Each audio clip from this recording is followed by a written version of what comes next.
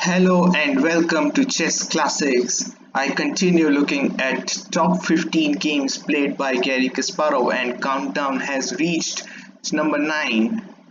Before we look into that game, do take time to like, comment, share and subscribe to my channel. If you are already subscribed, then do press the bell icon for future notifications, and if you like my work, then do consider supporting me on Patreon and PayPal. The links are in the description because your support is my motivation which keeps me going.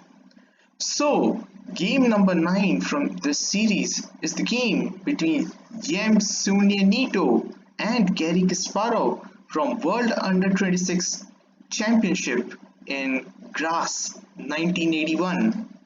So, how old would I been? Would have been 18 in that time. So still young, and he's playing best game which listed in 9, so that must have been a spectacular game. Anyway, we're talking about the tournament. He had a good score up till this round. This the game between Sunye and Kasparov was in round 10, so he scored 8 out of 9 before this, and coming into this round they were playing Brazilian team, and Garry was black in this game. Sunye was white. So will he be able to make it 9 out of 10? Let's have a look. Sunye opens with knight f3. There we go, knight f6, c4, c5. Looks to me as symmetrical English, but it later transforms into a symmetrical Tarash defense. There we go. And after c takes d5, e takes d5, this bishop d5 line is very popular. It was one of the favorites of Garry Kasparov. He played this even against Karpov. Not this line, but Tarash defense.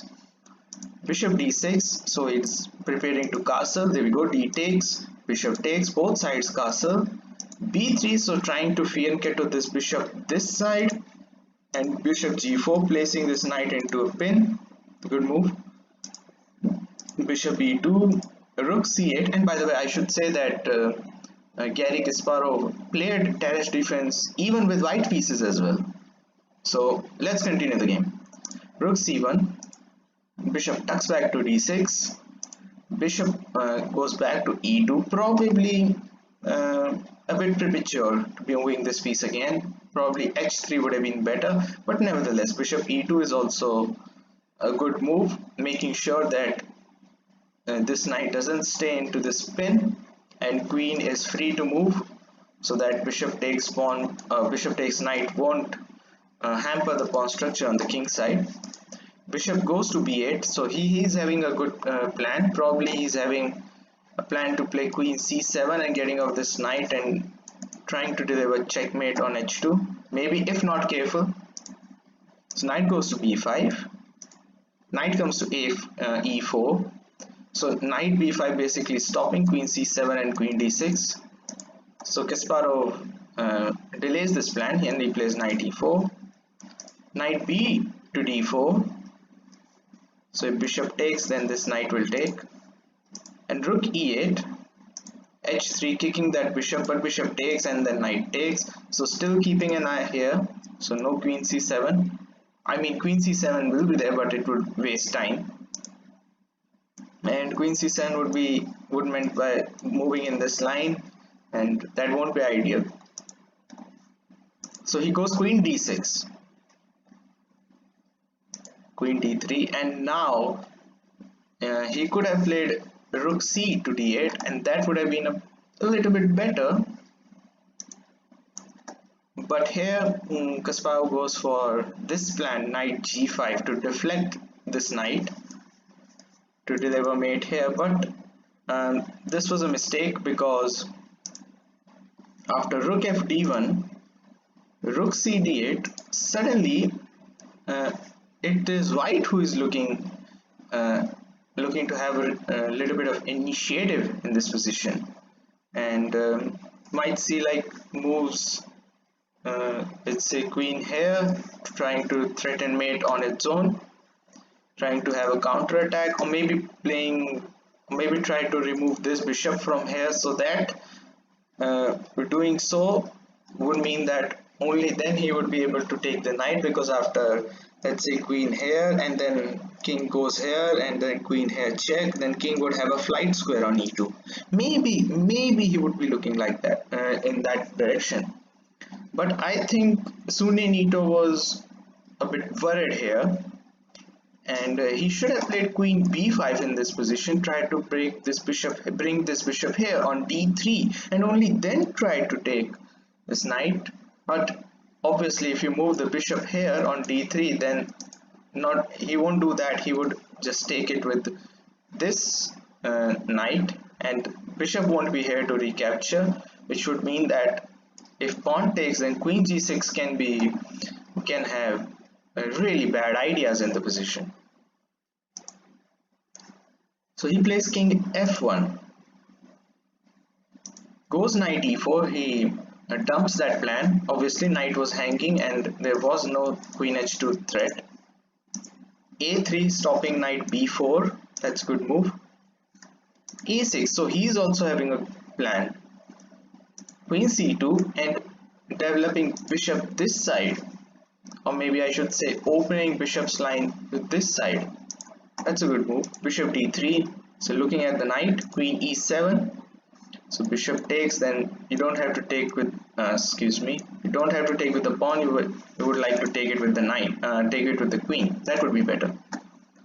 So rook e1, rook d6. So Kasparov's plan is pretty clear. He's trying to put a lot of pressure on the Brazilian Sunye Neto, and he's playing those lines which may confuse him, and it's very easy to go wrong. He's already gone wrong by playing king f1 instead of queen b5 on move number 20. So back to the game. b4 from Sunye Neto and rook e6. So somewhat like Alekhine's gun on this e file by black, and if he takes, then I don't think he would play rook takes, probably play pawn takes, and this, once this knight gets off, then rook g6 might be better, who knows. b5, attacking the knight. This was taken. Bishop takes and h6, so creating a room here, future room, so something nasty doesn't happen on the back rank once this rook leaves it. Rook c to d1, attacking the pawn. Rook d8 defends the pawn. Queen b3, putting a lot of more pressure on d pawn. Queen d6, exerting more defense. And here he should have played rook e2, perhaps to play even rook c2, or to play knight here, and once knight takes, then playing rook to d2, rook e takes to d2, then that would have been better here. But instead he plays a4, Sunye Neto.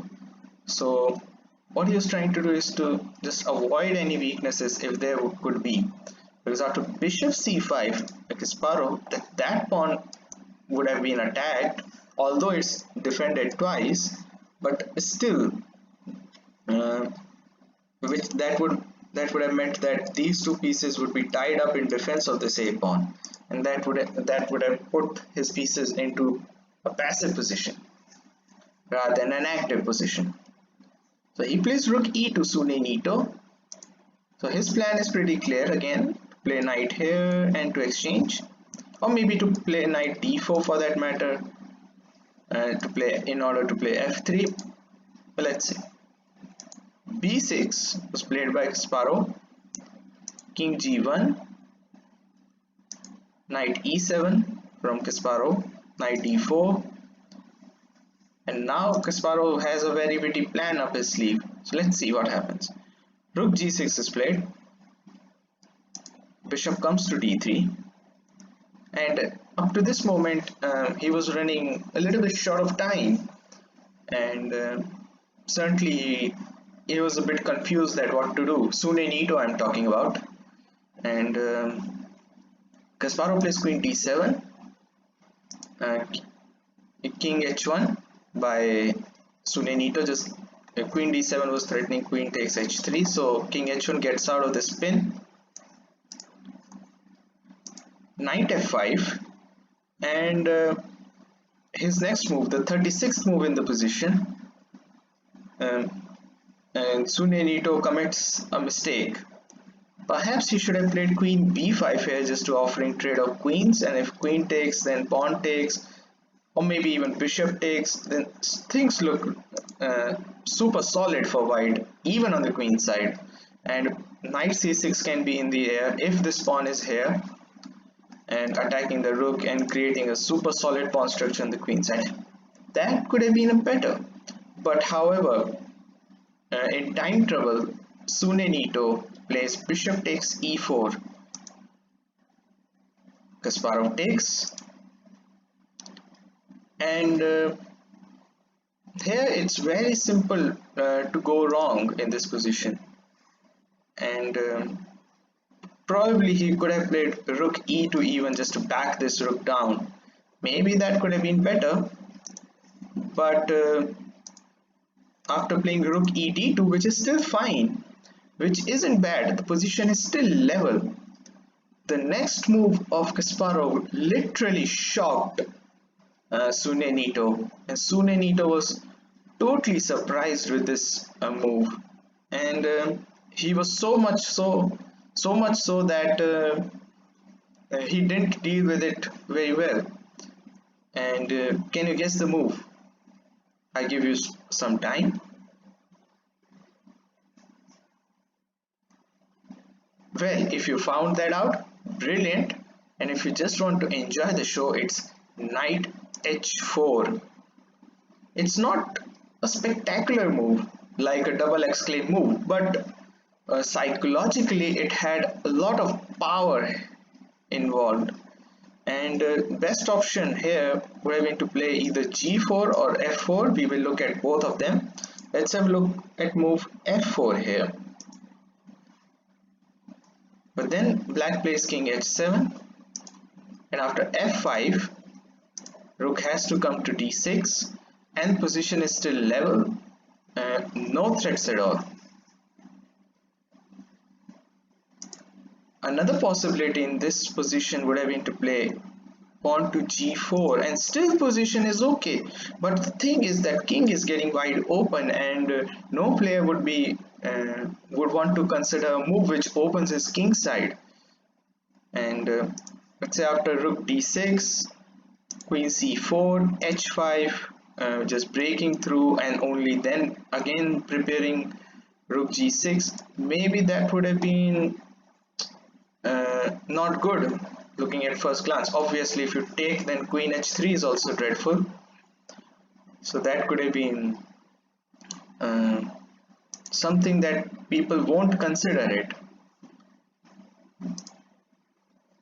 And this move so much so surprised that he plays knight e6 in this position, and which was a blunder.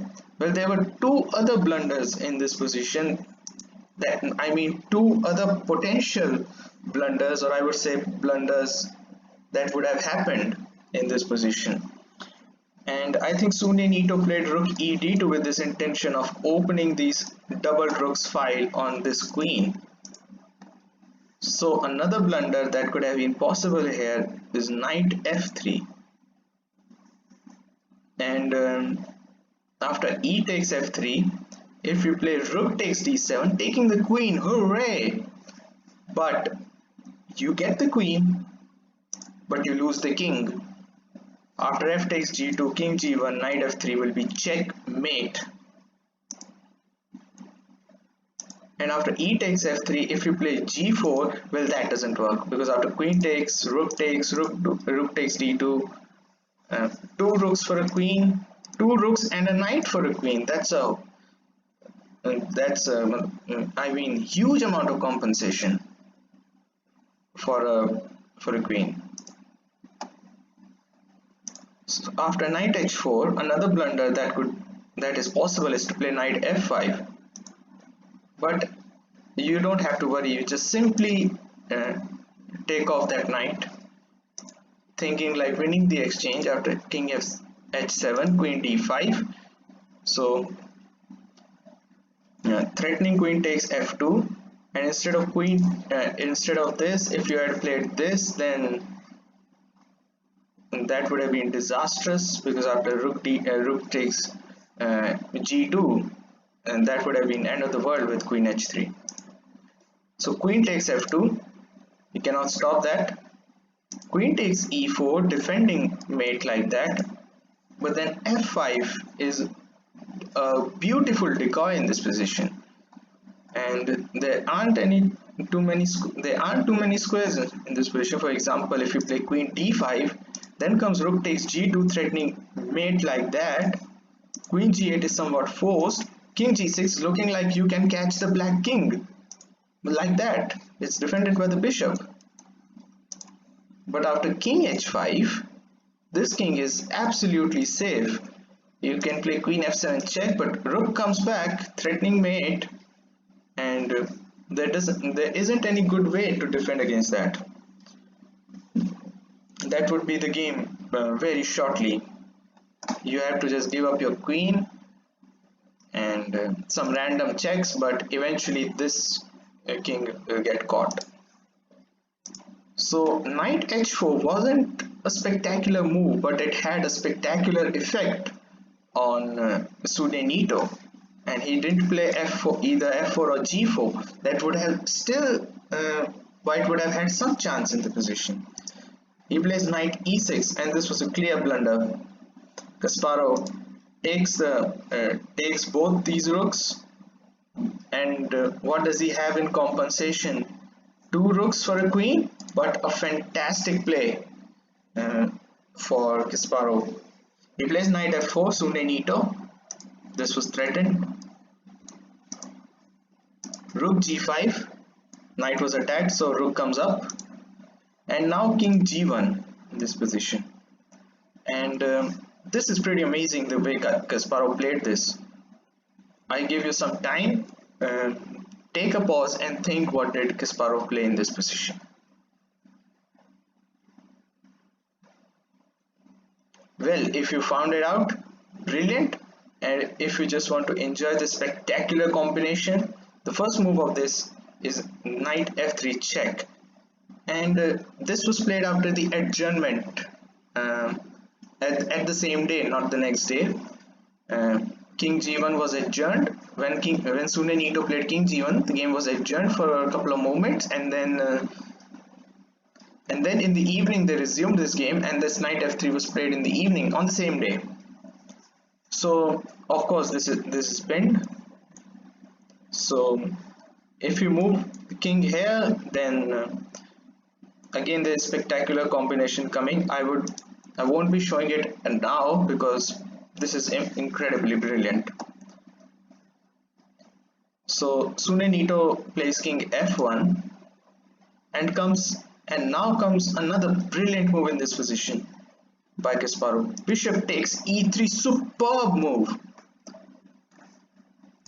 Queen takes would mean that rook d1 mate.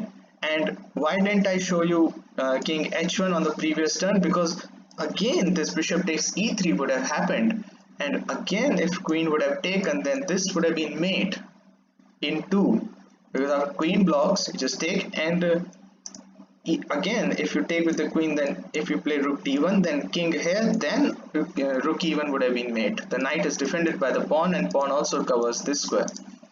Beautiful combination. And all, by the way, I should say that rook takes f2 mate is threatened, and you cannot play this because then rook takes f2, and this rook will come down and deliver checkmate.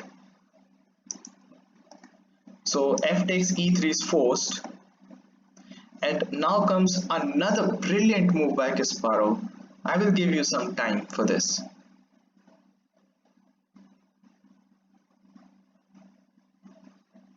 Well, if you found that out, brilliant. And if you just want to enjoy the show, it's rook d takes g2. And if Tal would have seen this game, he would have been throwing gold coins on the board to see like someone replicating him. And as young as Kasparov, he wasn't that Kasparov which we know today. He was like a youngster, emerging youngster, 18-year-old playing brilliancy um, on the chessboard. It was something spectacular. Okay, what's the point? Knight takes, then this double check wins the queen, and black would be exchange up. Perhaps that could have been better. So he plays queen c3, and now Kasparov plays rook h2, just ducking to the side and threatening this checkmate. Knight e2. So if rook g1 happens, then you will take with the knight. And now this is a good move. King h7, just getting out of this perpetual, and that would have been pretty nasty for Kasparov. So making sure that everything is safe while executing the attack. That's very important. And what a job this rook is doing, defending mate also. He plays queen c8 anyway, and here Kasparov plays rook h1 check, king comes to f2, and after knight d2, Sunye Neto actually resigned the game, and there isn't any much to do here. This mate is threatened, rook f1 mate, and if you play knight g3 here, sorry, not this knight g3 here to stop this mate. Let's have a look. If you play knight g3, but then comes rook h2 check, king e1, knight f3 check, and the bishop drops on b2. And two active rooks, and this knight cannot move because it is defending the mate. And not to forget, what is this rook doing? Brilliant job to stop this perpetual check. What an awesome game this was by Garry Kasparov. But it came down to this knight d2, and Kasparov wins 9 out of 10, and the USSR finishes first with 32.5, with England finishing at 30.5. So there was a good tussle against English, and it is because of Garry Kasparov's 9 out of 10 that they came on top. So this was game 9, my favorite game 9 from the series, Garry Kasparov's top 15 games, and with this victory ensured that USSR won against Brazil 3-1. Can't recollect who lost, but it was good time for Kasparov. He was an emerging superstar on chess field, and by 2020 everybody knows him as one of the greatest who has played the game. And I hope you like the video. I hope you like my analysis. Tomorrow I would be looking at his favorite game number 8. So stay tuned with me. Thanks for watching. Stay safe. Cheers. Bye.